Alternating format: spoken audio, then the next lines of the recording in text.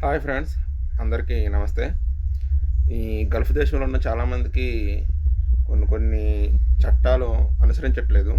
మన జనవరి ఫస్ట్‌కి ఏమైందంటే, ఇక్కడ డెలివరీ చేస్తారు కదా మనకి. ఇక్కడ తలాబత్ అంటారు. దాంట్లో పనిచేస్తారు వాళ్ళందరూ.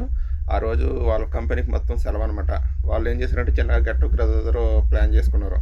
ప్లాన్ చేసుకొని బయట ఎడారి ప్రాంతంలోకెళ్ళి ఒక కేమా రెంట్‌కి తీసుకొని, అందులోను సరదాగా ఫుడ్డు అందరూ వెళ్లారు. వాళ్ళ టీమ్‌లో ఉన్నోళ్ళందరూ ఫ్యామిలీసు. సరదాగా ఫుడ్డు తిన్నారు, అన్నీ చేశారు, ఎంజాయ్ చేశారు. సరదాగా లాస్ట్‌న అయిపోయే ముందు కారులో పాటలు పెట్టుకొని డీజే బాక్స్ కింద పెట్టుకొని డాన్సులేశారనమాట. మామూలుగా మగవాళ్ళందరూ ఏస్తే ఒక పద్ధతి. వీళ్ళు ఏం చేశారంటే మన ఇంటికాడలాగా పెళ్ళైపోతే లాస్ట్‌న మనం పావలసి పాటకి డ్యాన్స్ ఏస్తాం కదా! లేడీస్ బట్టలేసుకొని అట్లాగేశారనమాట.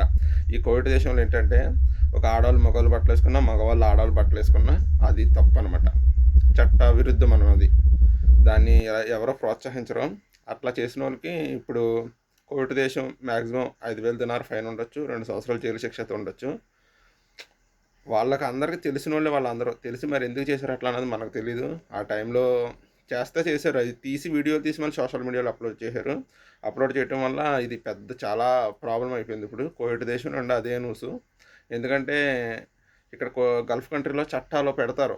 వాళ్ళకి వర్తిస్తాయి లేవు కానీ మన అవుట్ సైడ్ మన బయట కంట్రీ వాళ్ళకి ముందుగా వర్తించేస్తాయి అనమాట. మనం ప్రతి ఒక్కరు జాగ్రత్తగా ఉండాలి. ఎందుకంటే ఇక్కడ రూల్స్ అనేది చాలా దారుణంగా పెట్టేశారు.